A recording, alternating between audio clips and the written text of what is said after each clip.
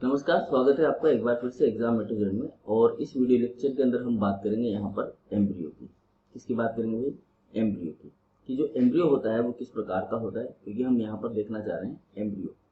अब देखिए, एम्ब्रियो जो है यहाँ पर किस तरह का होता है, इसके लिए हमें क्या करना है, एम्ब्रियो के बारे में जानना है। ठीक है, तो एम्ब्रियो जो है बहुत ही इंपॉर्टेंट स्ट्रक्चर है इस वीडियो लेक्चर के अंदर। देखिए, एम्ब्रियो जो होता है यहाँ पर, एम्ब्रियो क्या होता है, पहले तो यह हम समझते हैं कि एम्ब्रियो के अंदर क्या क्या चीजें पाई जाती है हमारी। तो देखिए, एम्ब्रियो के अंदर सबसे इंपॉर्टेंट पार्ट होता है सीड कोट। ठीक है, इस सीड कोट के अंदर ही ये जो है एम्ब्रियो यहाँ पर प्रेजेंट होता है। ठीक है, अब ये जो एम्ब्रियो है इस सीड कोट के अंदर इसके कुछ भाग है। जैसे कि इसके मेन भाग जो होते हैं 5 होते हैं। 5 भागों में सबसे इंपॉर्टेंट जो भाग होता है वो ये होता है यहाँ पर आपका कोटिलीडन। नंबर 1 भाग जो है कोटिलीडन होता है, क्योंकि जो कोटिलीडन होता है उसी से ये अटैच होता है आपका एम्ब्रियो। इसके बाद में दूसरा भाग होता है इसके अंदर प्लूमम और एपिकोटाइल। ये इसका जो है आप समझ सकते हो कि इसका शूट वाला भाग होता है। ठीक है, इसके नीचे होता है हाइपोकोटाइल और रेडिकल। तो ये वाला भाग जो है रेडिकल है और इसके जस्ट ऊपर जो अटैच्ड है वो है आपका हाइपोकोटाइल। तो इस तरह से इसके 5 भाग हो जाते हैं जो बहुत ही इंपॉर्टेंट है। और ये सारा पोर्शन जो है ये कुल मिलाकर ये जो जुड़ता है ये पूरा का पूरा मिलकर क्या बनाता है, एम्ब्रियोनल एक्सिस बनाता है। मतलब इसको हम क्या कह सकते हैं, एक्सिस कर सकते हैं, एम्ब्रियोनल एक्सिस कर सकते हैं। बात समझ में आए? तो एम्ब्रियो जो होता है वो यंग और मेच्योर प्लांट होता है एक प्रकार से। एम्ब्रियो क्या होता है? एम्ब्रियो होता है यंग और मेच्योर प्लांट। देखो, यंग होता है और मेच्योर प्लांट जैसा होता है। यानी कि हम यहाँ पर देखो हल्की सी पत्ती सी होती है एम्ब्रियो के अंदर। ठीक है, और एक प्रकार से इसके अंदर रेडिकल भी होती है जो मूल का फॉर्मेशन करेगी, प्लूमूल भी होता है जो स्टेम का फॉर्मेशन करेगा। तो कहने का मतलब है कि ये एक प्रकार का मेच्योर स्ट्रक्चर है प्लांट का। ठीक है, तो एम्ब्रियो इज ए यंग और मेच्योर प्लांट। ठीक है, जो किसमें एनक्लोज होता है, enclose within the seed coat कोट। सीड कोट में एनक्लोज होता है। ठीक है, सीड कोट के अंदर प्रेजेंट होता है, सीड कोट के अंदर पड़ा हुआ रहता है। ठीक है, it develop from fertilised egg. किससे बनता है ये? फर्टिलाइज्ड एग से बनता है। फर्टिलाइज्ड एग मतलब जो एक एन जो एग होता है उस एग का फर्टिलाइजेशन एन प्रकार के परागकण के द्वारा, जो उसका स्पर्म होता है उसके द्वारा किया जाता है, और 2n प्रकार का जो है यहाँ पर एम्ब्रियो तैयार कर दिया जाता है। ठीक है, बात समझ में आ गई? तो the embryo of a mature seed consist of 5 distinct part. जो एम्ब्रियो होता है उसमें 5 जो है इंपॉर्टेंट भाग होते हैं। 5 अलग अलग प्रकार के भाग पाए जाते हैं। कौन कौन से होते हैं वो? कोटिलीडन होता है, प्लूमूल होता है, एपिकोटाइल होता है, हाइपोकोटाइल होता है और रेडिकल होता है। जैसे कि मैंने आपको बताया कि 5 भाग जो है इसके इंपॉर्टेंट होते हैं। अब जो रेडिकल होता है, रेडिकल और प्लूमूल, ठीक है, ये रेडिकल है। देखो यहाँ पर ये रेडिकल है और ये प्लूमूल है। ये दोनों क्या होते हैं, आपस में यहाँ पर जुड़े हुए होते हैं। ये रेडिकल और ये प्लूमूल वाला जो भाग होता है ये हाइपोकोटाइल पर जुड़ा होता है, यहाँ पर जुड़ा हुआ होता है। ठीक है, hypocotyl together form the embryonal axis और टाइजेलम। ये सब मिलकर, ये चारों भाग मिलकर क्या बनाते हैं यहाँ पर, इसमें एक भाग और जोड़ लेना है आपको। क्या जोड़ लेना है? एपिकोटाइल। एपिकोटाइल भी जोड़ लेना है। ठीक है, तो एपिकोटाइल, रेडिकल, एपिकोटाइल, प्लूमूल, ठीक है, हाइपोकोटाइल, ये सब मिलकर क्या बनाते हैं यहाँ पर एक पूरा स्ट्रक्चर बनाते हैं जिसे कहा जाता है एम्ब्रियोनिक एक्सिस या एम्ब्रियोनल एक्सिस। समझ में आया? ठीक है, या फिर इसी को हम क्या बोलते हैं, टाइजेलम। तो क्वेश्चन क्या आ जाता है, टाइजेलम किसे कहते हैं? तो टाइजेलम किसे कहते हैं? टाइजेलम का मतलब होता है जब प्लूमूल, एपिकोटाइल, हाइपोकोटाइल और रेडिकल मिलकर एम्ब्रियोनल एक्सिस का फॉर्मेशन करें तो ये कहलाता है टाइजेलम। टाइजेलम या एम्ब्रियोनल एक्सिस एक ही बात होती है। ठीक है, अब जो कोटिलीडन होता है, देखो cotyledon are attached to the embryonic axis. इस एम्ब्रियोनिक एक्सिस से क्या जुड़ा होता है? कोटिलीडन जुड़ा होता है।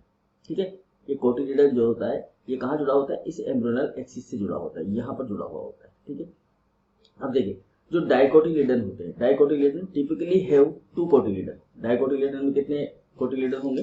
2 कोटिलीडन होंगे। ठीक है, सिचुएटेड अपोजिट, एक दूसरे के अपोजिट सिचुएट होते हैं, मतलब कि पाए जाते हैं ऐसे इस तरह से। एक कोटिलीडन यहाँ पर होगा, एक कोटिलीडन यहाँ पर होगा, और इसके बीच में क्या होगा, यहाँ पर ये आपका एम्ब्रियो होगा। ठीक है, ये एम्ब्रियो जुड़ा हुआ होगा। तो इस तरह से 2 अपोजिट साइड में जो है प्लेस्ड होते हैं तो ईच अदर। मोनोकोटिलीडन में केवल एक ही एम्ब्रियो, एक ही जो है कोटिलीडन होता है, only 1 cotyledon, which is often highly modified, है ना, जो कि काफी मॉडिफाइड होता है। In most of the plant the cotyledons store the reserve food material. जो ज्यादातर जो प्लांट होते हैं उनमें जो कोटिलीडन होते हैं उनमें फूड मटेरियल जो है स्टोर होता है। तो जैसे डाइकोटिलीडन में तो क्या होता है, यहाँ कोटिलीडन के अंदर जो है फूड जो है, फूड मटेरियल यहाँ पर स्टोर होता है, ताकि जब एम्ब्रियो का डेवलपमेंट होगा, एम्ब्रियो का विकास होगा, ये एम्ब्रियो जब विकसित होगा तो इसको फूड चाहिए होगा, क्योंकि स्टार्टिंग में ये भोजन नहीं बना सकता। तो क्या होगा, स्टार्टिंग में ही इसको फूड देने के लिए ये जो कोटिलिडन है ये स्टोरेज फूड को डाइल्यूट करेंगे और इस एम्ब्रियो तक पहुंचाएंगे। ठीक है, जैसे कि पी है, ग्राम है, बीन है, इनके अंदर ये पाया जाता है। एंड इन अदर कुछ और होते हैं, they also serve as photosynthetic organ. ठीक है, और कुछ और भाग है, मतलब ये इसके अलावा जैसे पत्तियां उसके ऊपर आ जाती है तो वो इसको क्या करते हैं, फोटोसिंथेटिक ऑर्गन का फॉर्मेशन करती है। और इसके अलावा भी ये शुरुआत में जब स्टार्टिंग में फोटोसिंथेसिस करना शुरू करता है तो ये फूड प्रोवाइड करवाने का काम करते हैं। कौन, कोटिलिडन। बात समझ में आए, बिल्कुल सिंपल सी चीज है, ध्यान रख लेना। तो हमने क्या देखा कि जो एम्ब्रियो होता है उसमें 5 भाग होते हैं, कोटिलिडन, दूसरा प्लूमूल, तीसरा एपिकोटाइल, चौथा आपका हाइपोकोटाइल, पांचवा रेडिकल। ध्यान रखना है, प्लूमूल, एपिकोटाइल, हाइपोकोटाइल, रेडिकल मिलकर क्या बनाते हैं, एक एम्ब्रियोनल एक्सिस बनाते हैं। और ये एम्ब्रियोनल एक्सिस किससे जुड़ा हुआ होता है, 2 कोटिलिडन के साथ में जुड़ा होता है, डाइकोट में, और मोनोकोट में सिंगल कोटिलिडन के साथ में जुड़ा होता है। कोटिलिडन क्या करते हैं, कोटिलिडन जो है फूड प्रोवाइड करवाते हैं।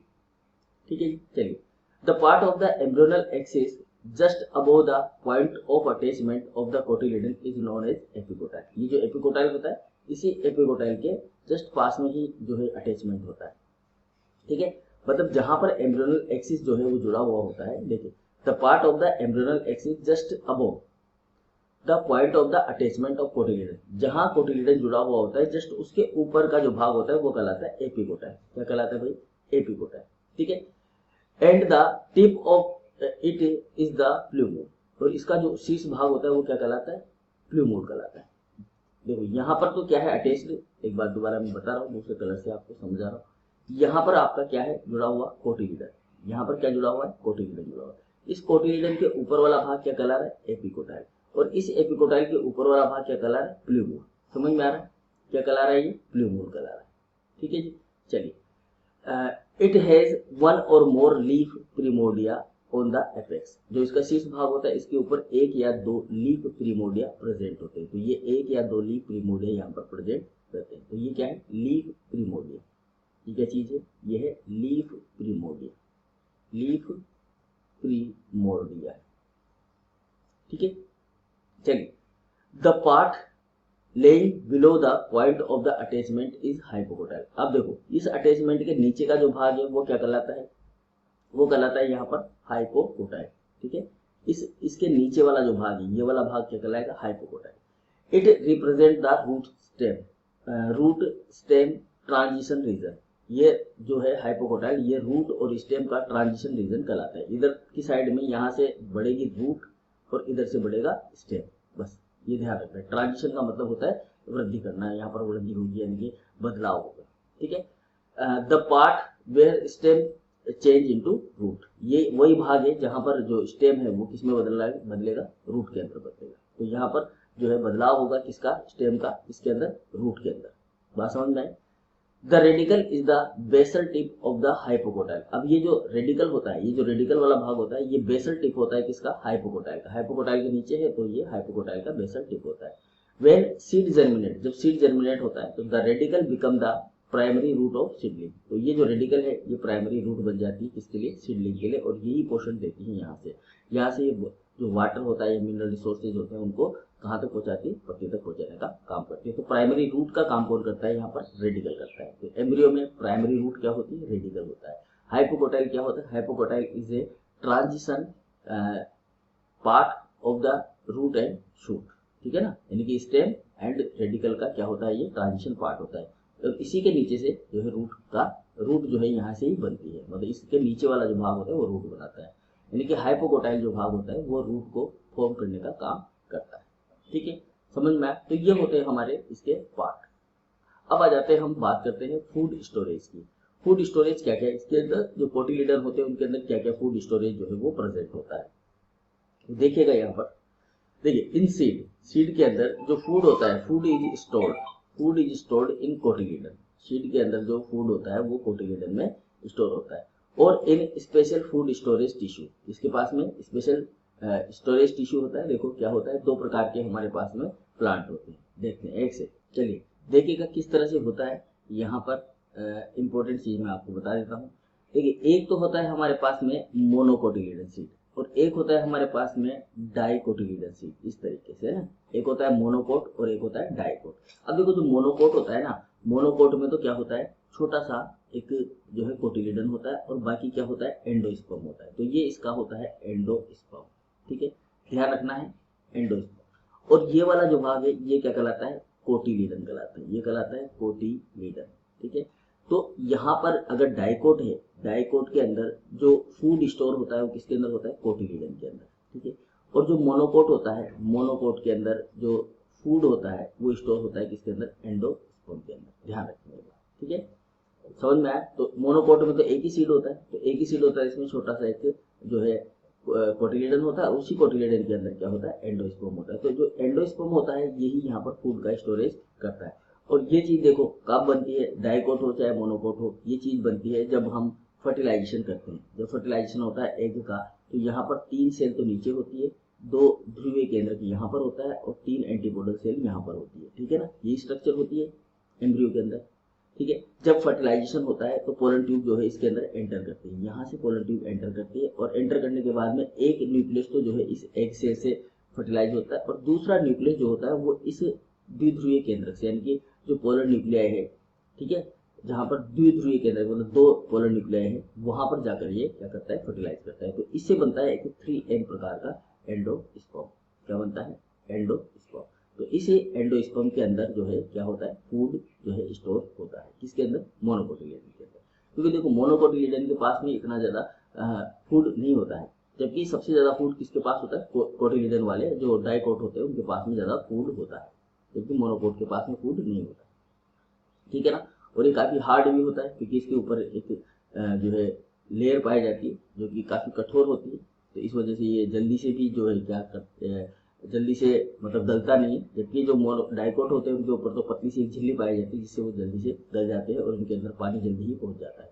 इसलिए हम अगर गेहूं और चने को अगर एक साथ भिगोते हैं तो चना थोड़ा जल्दी जो है जर्मिनेट होता है बनिस्पत किसके, गेहूं के, ठीक है। ये चीज ध्यान रखना। चलिए, तो बात समझ में आए। तो ज्यादातर जो फूड का स्टोरेज होता है वो किसके अंदर होता है, कोटिलीडन के अंदर होता है, ठीक है। और कुछ स्पेशल फूड स्टोरेज टिश्यू होता है जैसे कि एंडोस्पर्म। तो एंडोस्पर्म क्या है, यहाँ पर एक फूड स्टोरेज टिश्यू का काम करता है। When endosperm is present in seed, जब एंडोस्पर्म अगर सीड के अंदर प्रेजेंट है तो वो कहलाता है एंडोस्पर्मिक सीड। क्या कहलाता है, एंडोस्पर्मिक या एल्बुमिनस सीड कहलाता है, ठीक है ना। अगर बीज के अंदर क्या प्रेजेंट है, एंडोस्पर्म प्रेजेंट है, तो वो क्या कहलाता है, एंडोस्पर्मिक सीड या एल्बुमिनस सीड कहलाता है।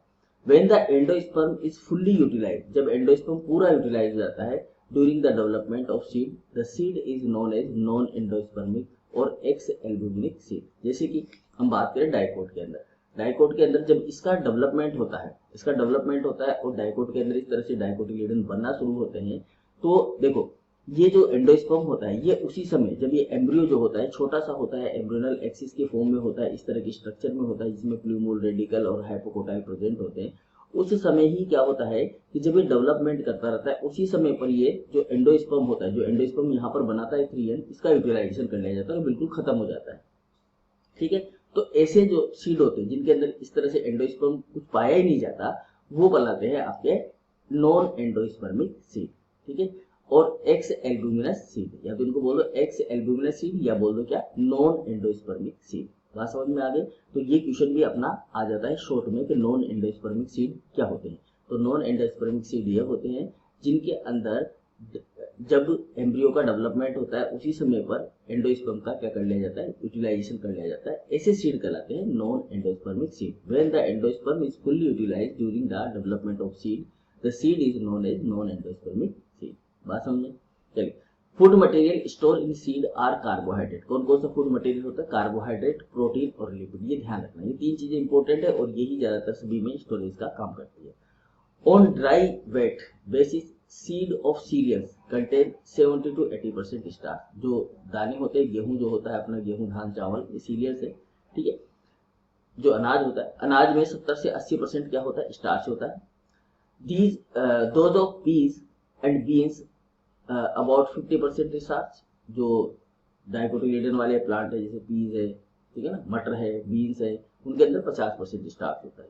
मेज की बात करें, मेज प्रिंसिपल फूड इज स्टार्च, मेज का प्रिंसिपल फूड क्या है, स्टार्च ही है, बट एम्ब्रियो कंटेन 50% ऑयल, मेज के अंदर 50% ऑयल जो होता है एम्ब्रियो के अंदर प्रेजेंट होता है। ठीक है, तो ध्यान रखना, क्वेश्चन आ जाता है, बहुत सी बार पूछ लिया गया है कि किसके बीजों में जो है 50% तक ऑयल पाया जाता है, या ऑयल किसके बीजों में पाया जाता है, तो मेज के बीज जो होते हैं उनके अंदर 50% तक ऑयल पाया जाता है स्टार्च के अलावा। ठीक है, the seed of rape and mustard contain 40% oil and 30% protein. ठीक है, 30% तो प्रोटीन होती है और मस्टर्ड के अंदर 40% क्या होता है, ऑयल होता है, ऑयल निकाला जाता है इसका, है ना।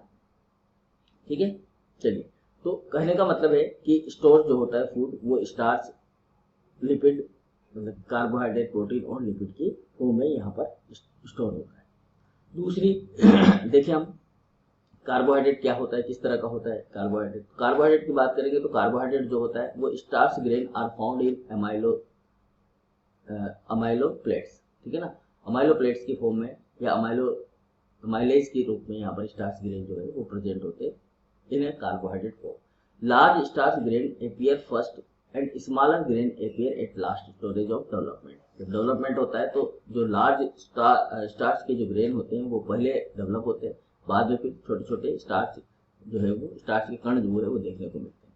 Few outer most layer of endosperm, ठीक है ना, एंडोस्पर्म की कुछ जो बाहर की भाग होती है वो हाईली स्पेशलाइज्ड हो जाती है टू फॉर्म एल्यूरोन लेयर। क्या बनाती है, एल्यूरोन लेयर बनाती है। देखो एंडोस्पर्म होता है ये इस तरह से एंडोस्पर्म होता है मोनोकोटिलिडन के अंदर, और इस मोनोकोटिलिडन के अंदर जो एंडोस्पर्म की जो लेयर होती है, ये जो लेयर होती है ये हाईली क्या हो जाती है, ये हाईली टाइट हो जाती है।